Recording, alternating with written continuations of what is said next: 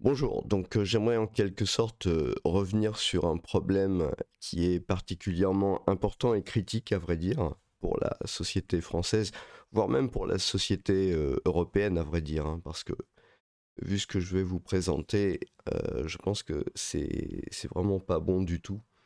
En fait, il s'agit très simplement de la délocalisation des services. Alors la délocalisation des services, ça peut vous paraître un peu bizarre, mais ce qu'il faut bien savoir, c'est que à l'heure actuelle, j'ai trouvé un commentaire sur Reddit, une plateforme forum où il y a les gens qui viennent s'exprimer, et il y a quelqu'un qui a fait un calcul. Alors, je ne sais pas s'il est exact, mais en tout cas, c'est effectivement ce qu'on entend dire. Et effectivement, il y a des plans sociaux en ce moment dans la tech aux États-Unis qui sont des plans sociaux massifs, hein. Ça veut dire qu'il y a beaucoup de gens qui sont remerciés en même temps et on est à 132 000 employés virés en 8 mois, en 2024, hein. Il y en a eu d'autres avant en 2023, mais on comprend bien que c'est pas prêt de s'arrêter et il y a des nouveaux chiffres qui indiquent que ça va continuer comme ça. Il y a des entreprises relativement importantes comme Boeing qui se portent pas bien du tout. Et en fait, là, il y a vraiment un très très gros souci, en fait, qui est complètement escamoté en France, parce que les chiffres du chômage, hein, quand vous regardez les chiffres de la catégorie A, qui sont connus que tous les 3 mois, ce qui est terrible dans un environnement économique, je ne comprends pas qu'on accepte ce genre de choses-là. Il faut que les chiffres du chômage soient connus tous les mois pour pouvoir adapter sa politique. Je veux dire, il ne faut pas surprendre dans les entreprises, le business, tout ça. C'est extrêmement mauvais de faire comme ça. Il faut qu'il y ait une information régulière sur les chiffres du chômage. Le chômage est en train de monter aux États-Unis, contrairement au tout dernier chiffre, parce que en fait, il y a beaucoup de gens de la tech, des hauts revenus qui sont mis sur le carreau. Et finalement, vous avez des gens avec des revenus plus bas qui sont embauchés. Donc finalement, il y a une perte de production de richesse qui est quand même relativement importante. Et si vous voulez, ça touche les gens de la tech. Mais ce qu'il faut bien comprendre, hein, c'est que ça va toucher en fait tout le tertiaire. Ça va toucher absolument tout le tertiaire. Il faut bien voir une chose quand on remonte dans l'histoire. Je ne vais pas vous faire un très long cours d'histoire. Je vais vous donner quelques dates un peu repères. Dans les années 70, en fait, il y a eu la crise pétrolière et il y a eu énormément de délocalisation. Tout ce qui est les mines, la métallurgie. On en sait quelque chose dans le nord de la France, hein, où il y a eu tellement d'entreprises qui ont dû fermer, tellement de gens qui ont été mis au chômage. Il y a eu des décennies de crise économique justement dues à ça. Il y a eu des délocalisations massives dans les pays étrangers. Et finalement, dans le nord de la France, pendant des dizaines d'années, c'est resté une région sinistrée économiquement parlant. Et là, on parle d'activités primaires, secondaires dans le secteur économique. Ça veut dire extraction des minéraux, hein, des matières premières, et puis aussi transformation, hein. Voilà, c'est un peu cet aspect-là. Après, dans les années, on va dire 80, hein, 90, vous avez eu aussi, il y a eu des crises, hein. Il y a des crises comme ça qui se reproduisent régulièrement. Et vous avez eu une délocalisation de toute la partie, l'électronique, etc. J'avais vu il n'y a pas très longtemps, il y avait eu les fameux magnétoscopes japonais qui avaient été arrêtés à Poitiers. Imaginez un peu le, comment dire, le signe, hein, les magnétoscopes japonais, entre guillemets, arrêtés à Poitiers, mais on voit bien la suite. Je veux dire, on est en 2024. Alors effectivement, ils ont peut-être été arrêtés à l'époque, les magnétoscopes à Poitiers, mais au final, la production de ce type d'équipement a été dévastée en France, il ne reste plus rien. On parle de réindustrialisation, les chiffres et les statistiques montrent qu'il se passe exactement le contraire. Et ça dure depuis des années, des dizaines d'années, voilà. Donc si vous voulez, on peut voir au fur et à mesure des crises, et puis pour terminer par les dernières crises, on va dire des subprimes, bah, vous avez eu la mise en place quelque part, enfin la mise en place, vous voyez ce que je veux dire, enfin les GAFAM ont vraiment pris de l'ampleur, mais si vous voulez quelque part, ça correspond aussi mine de rien à une délocalisation, les GAFAM. Les GAFAM, c'est du service, c'est un type de plateforme, si vous voulez, qui est délocalisé finalement à l'extérieur, parce que vous utilisez ça dans votre pays, en France par exemple, mais voilà, toute la richesse en fait, elle est produite ailleurs. Ouais, c'est ça le problème. Mais jusqu'à maintenant, si vous voulez, le dernier rempart, en fait, il y a deux choses qui restent pour l'instant. Vous avez d'une part les emplois du public, l'administration, les énarques, tous les gens qui ont réussi à se mettre dans la sphère publique. Ça, c'est le premier groupe, en fait, si vous voulez, dont l'argent dépend plus ou moins de l'État ou de l'administration. Vous pouvez mettre là-dedans les médecins qui sont financés par la sécurité sociale. S'il n'y avait pas de sécurité sociale, ça serait beaucoup plus dur, etc. Vous voyez, vous avez tout ce qui est collectif, un peu collectif, local à un pays.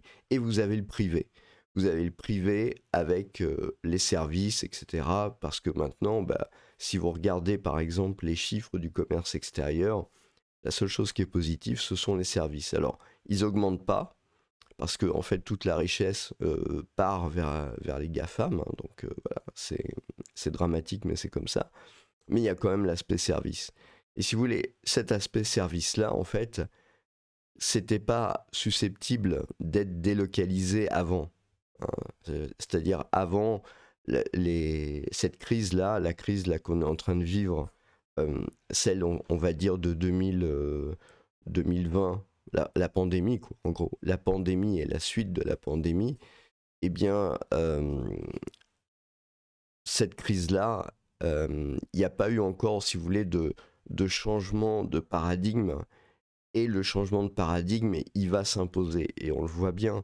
Je veux dire, il va falloir faire des économies. Les trésoreries des entreprises sont constamment en baisse. Je me rappelle plus quel responsable d'un secteur, je crois que c'est de la construction, qui avait fait une interview sur Boursorama, etc. On voyait la personne quand même assez désolée. Et puis expliquer qu'il va falloir faire quelque chose pour le bâtiment, parce qu'effectivement, quand on regarde les chiffres de la construction du gros œuvre, par exemple, c'est une catastrophe. Il n'y a pas de... Pour l'instant, on ne voit pas le fond, quoi. Clairement, ça descend, quoi. C'est assez terrible comme situation.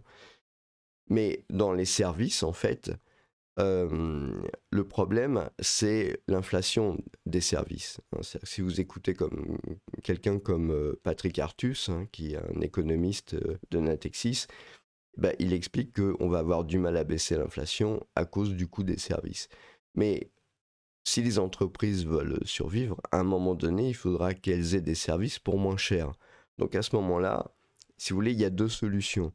Soit vous arrivez à mettre plus d'intelligence artificielle, ou de la robotique ou des choses comme ça, ce qui est possible. Malheureusement, personnellement, moi je vois bien que les gens ne comprennent pas comment l'utiliser. Alors il y a beaucoup de hype, il y a beaucoup de marketing, il y a beaucoup de communication. Oui, l'intelligence artificielle, on utilise. La vérité, c'est que euh, il suffit de manipuler, je sais pas, quelques heures de ChatGPT pour comprendre que si on veut l'utiliser de manière productive, bah, faut apprendre à s'en servir et que c'est pas si simple que ça en a l'air. Et, euh, et donc le problème, en fait, c'est que l'autre solution, plus ou moins rapide, parce que voilà, ça pourra marcher que comme ça, eh bien, c'est la délocalisation de la production du service. Mais à une échelle qui avait été jamais fait auparavant et sur des postes qui n'avaient jamais été faits auparavant. C'est-à-dire que vous pouvez avoir dans les entreprises n'importe quel type de poste, par exemple comptable.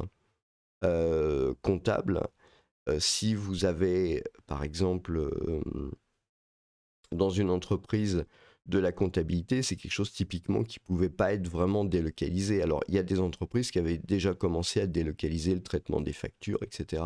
Mais si vous voulez, pour le reste, c'est quand même un peu plus compliqué. Mais avec des outils d'intelligence artificielle, quelqu'un qui est comptable payer 10 fois moins cher dans son pays, eh ben, il peut arriver à comprendre, et puis à travailler en fait sur la comptabilité de pays différents aux législations différentes. C'est ça qui est important, hein. Il y a deux aspects, il y a l'aspect langue et culture, et puis l'aspect législation. Ça, c'était quelque chose qui était un peu difficile. Maintenant, ça va devenir beaucoup plus simple. Si vous êtes un cadre, par exemple, voilà, et que vous devez gérer des gens, gérer des plannings, etc., bon, il y a certaines parties qui peuvent être aussi délocalisées à ce moment-là. Vous voyez, il y a tout un tas de boulot. Il y a la formation, il y a vraiment tout un tas de choses en fait qui peuvent être délocalisées dans des pays à bas coût, aidés par l'intelligence artificielle. Et on s'aperçoit de quoi? Si vous regardez les chiffres qui correspondent à l'utilisation de ChatGPT, par exemple, j'avais vu ça il n'y a pas longtemps, c'était assez bluffant. En fait, vous allez vous apercevoir que, bon, non, vous avez effectivement les États-Unis qui sont les principaux utilisateurs, mais derrière, vous aviez beaucoup de pays, en fait, qui sont des pays en voie de développement, et pas nécessairement des pays développés. Donc ça veut dire qu'en fait, ils ont peut-être bien compris tout l'intérêt du truc, et ce que ça peut leur amener. Alors que dans les pays développés, bah, au contraire, ils ont utilisé le truc, mais finalement, peut-être c'est pas vraiment quelque chose de suffisamment significatif pour eux. Donc je vais vous en donner une illustration, hein. Vous voyez, MapShow, une carte qui montre quel pays utilise le plus ChatGPT. Alors, c'est pas ultra complet, hein, mais voilà, c'est quand même intéressant à voir et puis à interpréter. Vous avez évidemment les États-Unis avec 23%. Par comparaison, vous avez la France 18%. Vous avez la Chine 18%. Par contre, vous avez l'Inde 45%. Vous voyez ce que je vous dis, hein, 45%. Vous avez l'Afrique du Sud 31%. L'Argentine 32%. Le Maroc 38%, vous allez dire c'est bizarre, pourquoi le Maroc? Bah, le Maroc, pourquoi? Parce qu'ils ont pas mal de centres d'appel. Donc si vous voulez, de manière à pouvoir remplacer des gens qui se trouvent dans les pays francophones, par exemple, eh ben, ils peuvent utiliser directement ChatGPT de manière à pouvoir, si vous voulez, récupérer l'information et avoir le contexte exactement comme s'ils étaient français ou comme s'ils étaient belges ou suisses ou québécois, par exemple, hein. Donc c'est à ça que sert ChatGPT. Donc vous comprenez bien que avec 45%, vous comprenez bien ce qui se passe. Il y a énormément évidemment de délocalisations qui ont lieu vers l'Inde, hein. Comme on peut le voir ici, hein, compagnie moving tech job to India. Alors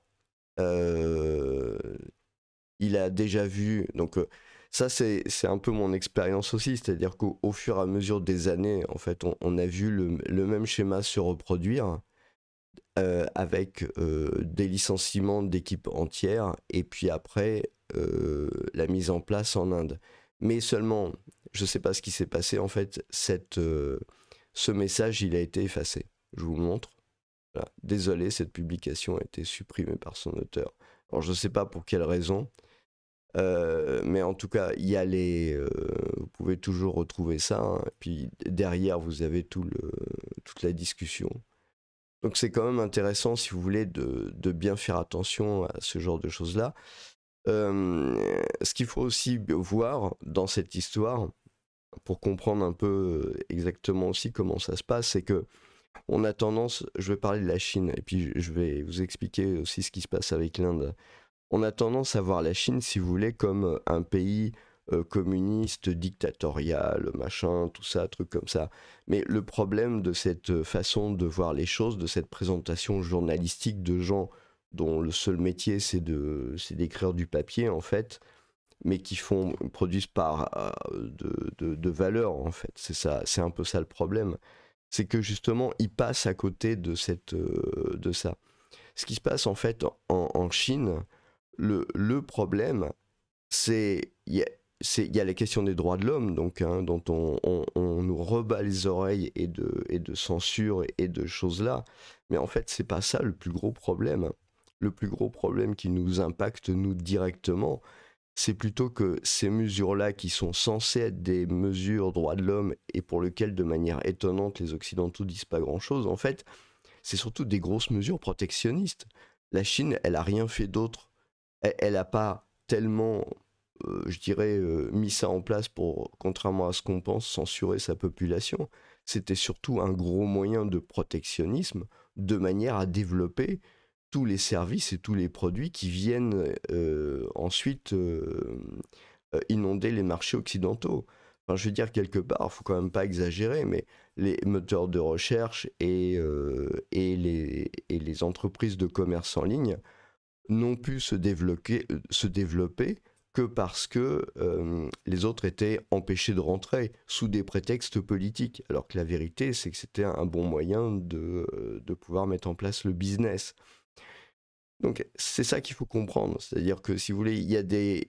Il y a plusieurs niveaux. Vous avez un niveau politique. Donc au niveau politique, les gens qui prennent l'avion, je sais pas comment dire, voilà, qui rencontrent tout le temps les ministres, les ambassadeurs, les trucs, tout parle de beaucoup de théories, de beaucoup de choses comme ça, mais dans la pratique, dans la vraie pratique du commerce et du business, il y a un véritable protectionniste qui est mis en place, et pour le coup, lui, il est vraiment très, très dur. Il est très, très dur. Et, donc, le résultat, c'est ça. Et ce qui se passe maintenant en Inde, c'est pareil. C'est-à-dire que, si vous voulez, maintenant que l'Inde commence à recevoir les délocalisations des entreprises américaines, en fait, il commence à y avoir des clashs avec les États-Unis, tout simplement parce que les Indiens, maintenant, ils veulent en profiter aussi pour développer leurs propres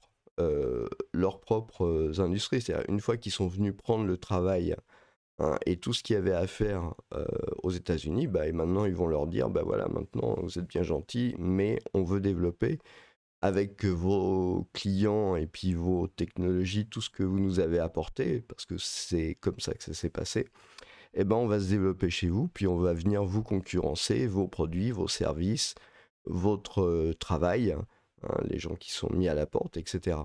Donc si vous voulez, ce qui s'est passé aux États-Unis avec les délocalisations qui ont quand même très fortement touché les États-Unis, on le voit bien au niveau politique, je ne vais pas le rappeler, ça ne sert à rien, mais il y a eu beaucoup d'études qui ont été faites là-dessus, hein, sur la Rust Belt et le changement du vote un peu du centre des États-Unis par rapport au reste, mais c'est lié directement aux délocalisations qui ont lieu vers la Chine.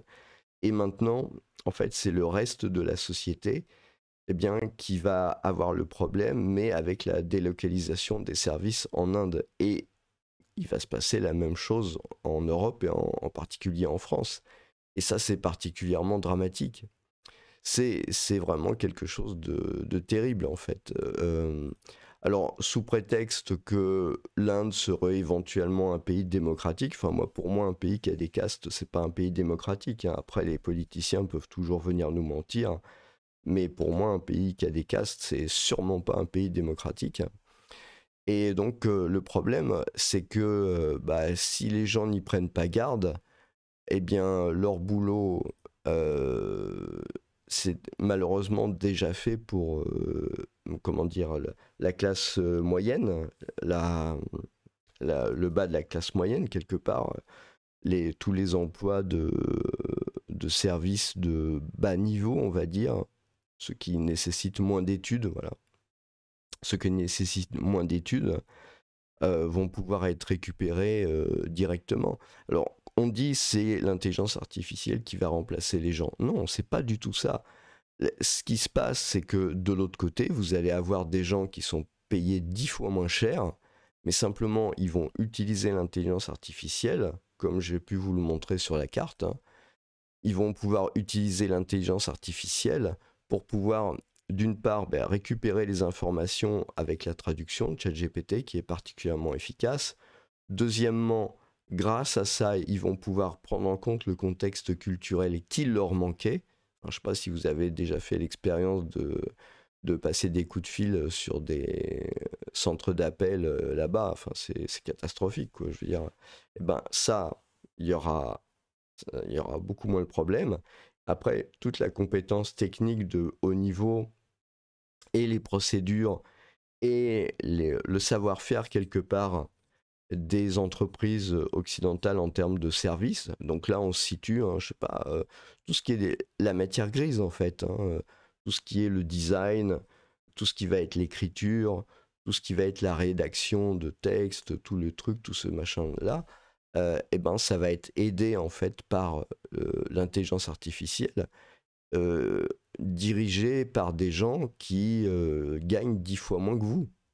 Donc à partir de ce moment-là, si vous voulez, euh, vous allez voir le chômage qui va exploser dans des catégories qu'on n'avait pas encore vues jusqu'à maintenant, peut-être. C'est-à-dire que dans les emplois de cadre, peut-être qui ont quand même été relativement préservés depuis, je pense, des dizaines d'années, hein. Normalement, je ne crois pas que les cadres ont été tellement impactés par la crise des subprimes. Mais, mais là, par contre, ça va vraiment impacter directement les cadres, tout le tertiaire en fait, hein. Et faut quand même pas oublier que la France est un pays, et la seule chose qui nous tient encore à la balance commerciale, à l'exportation, ce sont les services. C'est la seule chose qui reste. Ça croît pas, malheureusement. Il y a tellement eu de mauvaises décisions qui ont été prises au niveau, euh, au niveau technologique que malheureusement la France est incapable d'avoir développé des Google, des Amazon, des Facebook, alors qu'il y a largement les ressources, les gens, et que ça aurait dû être possible. Malheureusement, on est dans un tel carcan administratif que c'est pas possible, quoi. Il y a des gens qui préfèrent garder leur pouvoir plutôt que libéraliser un peu la prise de risque et les entreprises et choses comme ça. Donc, voilà, ça va être purement dramatique. Donc, à partir du moment où ce type de boulot en fait vont partir vers l'Inde, hein, ça veut dire les richesses, elles vont plus aller vers la France, elles vont aller vers l'Inde. Tout va partir là-bas. Et si vous voulez, ce qui restait de classe moyenne, moyenne supérieure, c'est aussi appelé à terminer à France Emploi, ou c'est ça, France Travail. C'est aussi appelé à terminer à France Travail. Et demain, vous aurez probablement des SDF dans la rue avec voilà, des bacs plus 3, plus 4, plus 5, parce que il y aura plus de travail pour eux. Je veux dire, je sais pas où on en est actuellement exactement pour cet aspect-là, mais si vous prenez par exemple dans le domaine de l'architecture, moi je me rappelle très bien dans les années 90, les architectes, des gens qui ont fait plus de 7 ans d'études après le bac, ils se retrouvaient au chômage, obligés d'être caissiers ou bien obligés de mesurer des surfaces dans les parkings pour faire des audits ou des choses comme ça. Donc c'était une réalité qui était terrible, mais c'était une réalité transitoire. Parce que le jour où l'économie est remontée quelque part et que la construction a reprise, à ce moment-là, il y a eu beaucoup moins de problèmes et les architectes ont pu reprendre de leur travail. Là, il n'y aura pas de reprise. Il n'y aura pas de reprise. Je veux dire, je sais pas, je prends le domaine de l'architecture par exemple. Un architecte, je sais pas, s'il devait être payé en TJM, franchement, j'ai pas trop d'idées, donc je vais peut-être dire une bêtise, mais on va dire, je sais pas, peut-être 800 euros de TJM, de prestations par jour en tant qu'indépendant, je sais pas, avec une certaine expérience, etc. Euh, Cette personne-là, elle a aucune chance, elle a aucune chance avec des gens qui vont être payés 10 fois moins cher, 80 euros par jour en Inde, et qui vont faire le même boulot. On va me dire, oui, mais il y a de la réglementation, machin, truc comme ça, etc. Moi, j'ai fait un petit test, je sais pas si vous avez fait, vous pouvez faire ça, mais en fait, vous pouvez même faire le test avec ChatGPT 3.5, la version gratuite et je l'avais fait au départ quand ChatGPT était publié. Vous pouvez vous pouvez dire à ChatGPT en tapant, hein, voilà, je voudrais une surface de 2 mètres je voudrais un appartement, je veux que la chambre elle fasse 2 mètres, machin fasse 3 mètres, machin fasse 3 mètres, etc. Est-ce que tu peux me donner en langage de dessin, hein, de dessin informatique, est-ce que tu peux me donner le schéma de l'appartement? Et ça me le donnait. Et on passait ça dans la moulinette et tout ça, et à la fin on pouvait avoir un plan très schématique, hein, très très schématique. Mais c'est pour vous expliquer que moi j'ai simplement donné par exemple des coordonnées, des mesures, et enfin même pas des mesures, j'ai dit voilà, je veux un appartement, telle surface, et puis telle pièce doit avoir telle et telle surface. Mais après, vous pouvez dire, selon la loi du machin chose, les WC doivent avoir au minimum telle surface. Selon la loi du machin chose, il doit y avoir tant de fenêtres par pièce. Et puis, vous n'êtes même pas obligé de dire ça, vous pouvez dire, ça doit respecter la législation qui est en France. Donc à ce moment-là, il va y avoir une inférence, le moteur de ChatGPT va pouvoir, entre guillemets, récupérer l'information comme quoi il y a telle surface minimum pour les WC, il faut tant de fenêtres, etc. etc. etc. etc. Et ça, si vous voulez, ça c'est le genre de choses qui est possible de faire. Le gars, il n'a pas besoin d'avoir fait 7 ans d'études après le bac et d'étudier la législation locale au pays.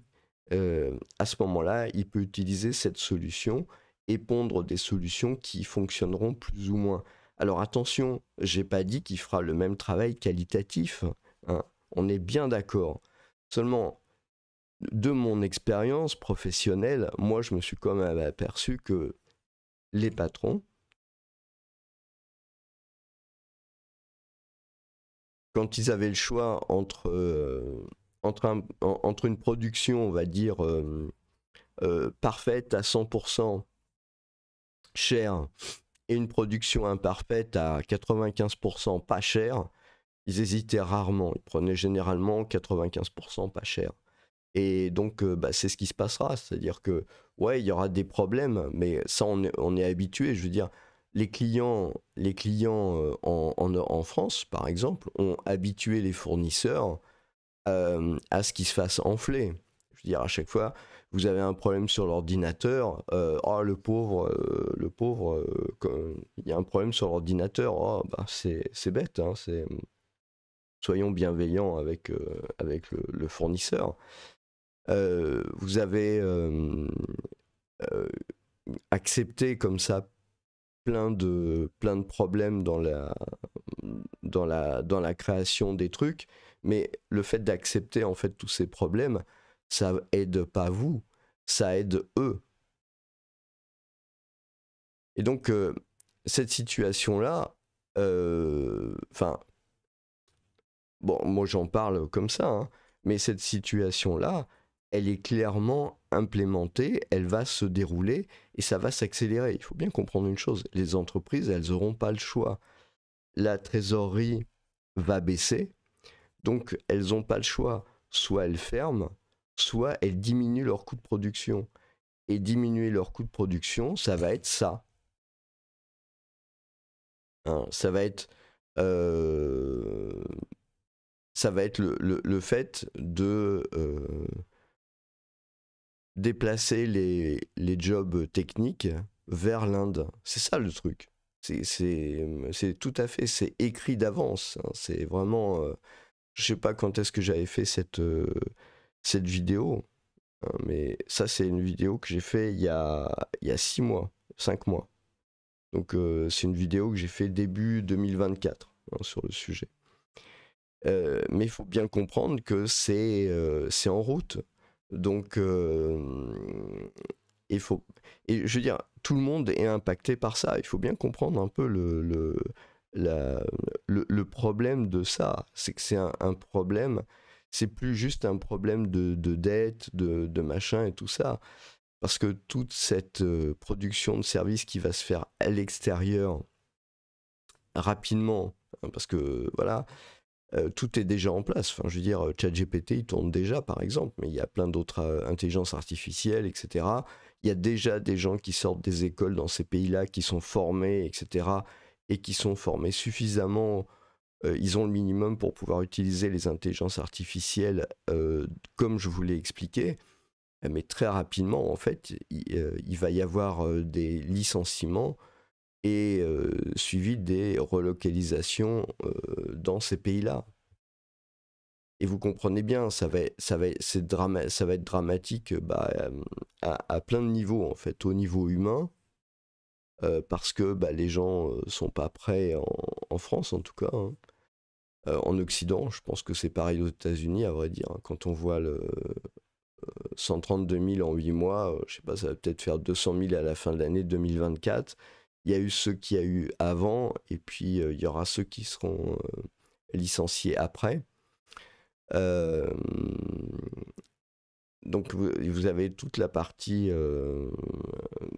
toute cette partie-là qui va être vraiment très très mal, hein. Et puis c'est pas seulement la tech, je vous dis encore une fois, hein, c'est pas seulement la tech. Vous avez tout va être vraiment impacté. Donc il y a les gens qui bossent, les actifs, il y a les retraités, parce qu'il ne faut pas vous faire d'illusions. À partir du moment où il y aura de plus en plus de chômage, et le chômage il va remonter, enfin il est déjà très haut, hein, puisqu'il est déjà à 2 millions et quelque chose, je crois. Enfin je ne sais pas trop d'ailleurs, mais je pense qu'il est pas loin des 2 millions.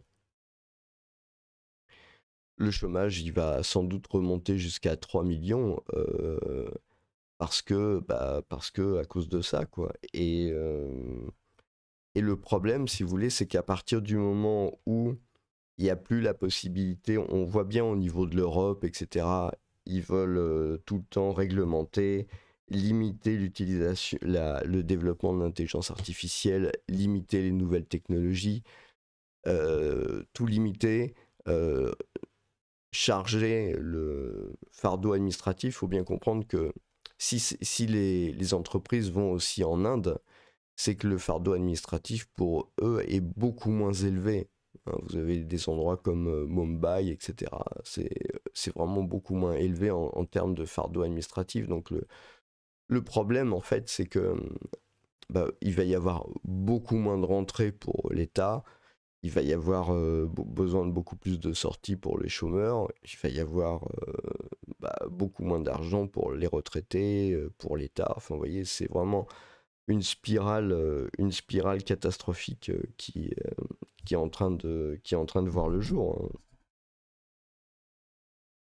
Et il ne faut pas raconter d'âneries, c'est pas de la faute à l'intelligence artificielle. Alors ça c'est une excuse qui peut être assez facile, mais c'est pas vrai du tout. L'intelligence artificielle, je vous le redis encore, elle remplace pas les gens.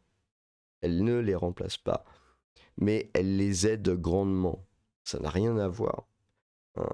Et si on maîtrisait cette technologie en France, ce problème-là n'arriverait pas. Malheureusement, on n'en prend pas la voie. Donc, je veux dire, quelque part, il faut quand même être un peu aware, comme dirait Mr. Van Damme. Faut être aware pour un peu être au courant, pour essayer de s'adapter tant que faire se peut. Parce que j'imagine que, de toute façon, c'est pas de faire une ou deux petites vidéos sur YouTube qui vont changer quelque chose. Donc voilà, si vous m'écoutez et que vous pensez que je suis assez raisonnable sur le sujet, eh bien voilà, à un moment donné, il faut prendre les mesures pour sauvegarder son emploi, pour se former, pour faire ce qu'il faut pour éviter ça. Mais je vois pas comment ça sera évitable. Mais ce qui me fait un peu Enfin, je, je comprends pas ou je comprends trop en fait que personne n'en parle, euh, alors que ça commence à devenir une vraie réalité, hein. Je veux dire, clairement, ça commence à inquiéter aux États-Unis, etc. Les gens dans la tech s'inquiètent. Et encore une fois, hein, il n'y a pas que la tech, hein. C'est tout le service qui est... Je vous ai donné comme exemple la comptabilité, mais vous avez la gestion. Vous avez la gestion, vous avez même la gestion du personnel, toute la partie RH, vous avez toute la partie... je vous ai cité l'exemple des architectes, mais bon, vous imaginez tous les gens qui font des plans, etc. Enfin, alors en face, vous n'aurez pas des gens qui font une production 100% bonne, mais encore une fois, je veux dire, les clients ont montré qu'ils s'en fichaient. Je veux dire, ils étaient prêts à payer pour des trucs qui sont pas qualitatifs. Donc quelque part, ça tire tout le monde vers le bas, et ça tire tout le monde vers le bas, et ça veut dire il y aura de moins en moins d'emplois. Le problème, c'est que ça veut dire qu'à terme, la dette dont on pleure aujourd'hui, elle ne va faire qu'augmenter en fait, ou à un moment, ça sera la catastrophe, quoi. Je veux dire. Donc, moi, j'aimerais bien que les gens se reprennent quand même, hein, se bouger un peu pour comprendre un peu ce qui se passe, mais malheureusement, j'ai l'impression que c'est pas trop le cas, quoi. Et pourtant, les informations, elles parlent d'elles-mêmes, hein. Moi, je veux bien que vous me disiez, vous vous trompez complètement, tu racontes n'importe quoi, à condition que ça soit argumenté, hein. Vous m'argumentez ça avec des chiffres, il se passe ça, donc voilà, ça, voilà, faut que ce soit un raisonnement, hein, pas juste c'est n'importe quoi, hein. Je veux bien, hein, je veux bien, mais moi j'ai pas l'impression que on va s'en sortir, hein.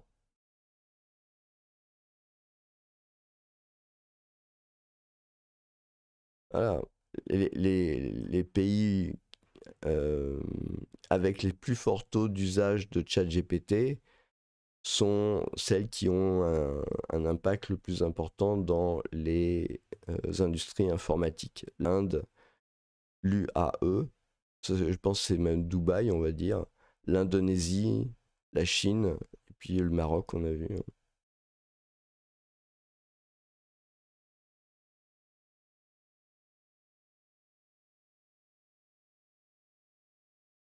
Non, ça veut dire à partir du moment où vous avez une fonction de service dans une entreprise occidentale à haut coût, votre boulot il est directement en danger, hein. Dire clairement quoi, très clairement. Je comprends pas que ce soit pas un débat qui est pas lieu au niveau politique le plus important parce que c'est vital pour nos pays en tout cas. On est devenu par la force des choses des pays, surtout des pays de service. Alors si maintenant même le service commence à poser problème, et ça va poser problème, voilà, parce que à ce moment-là, vous l'aurez pas, hein, ça veut dire que les salaires et les prix, tout ça vont s'aligner en France sur ce qui se fait là-bas, hein. Donc vous allez voir les salaires qui vont commencer à baisser, etc. Les patrons qui vont commencer à vous dire, vous comprenez, on peut pas vous embaucher à tel prix, voilà, on peut pas faire plus, il y a la compétitivité internationale, etc. Dire, même le SMIC, ça deviendra un salaire trop élevé, quoi, je vous assure. Enfin, je veux dire, je sais pas combien est payé un informaticien en moyenne, ou quelqu'un qui fait du service. Les informaticiens sont peut-être pas trop mal payés en fait en Inde, mais les gens qui peuvent faire du service à la chaîne, à mon avis, sont pas payés tant que ça, hein. Voilà. Bonne journée.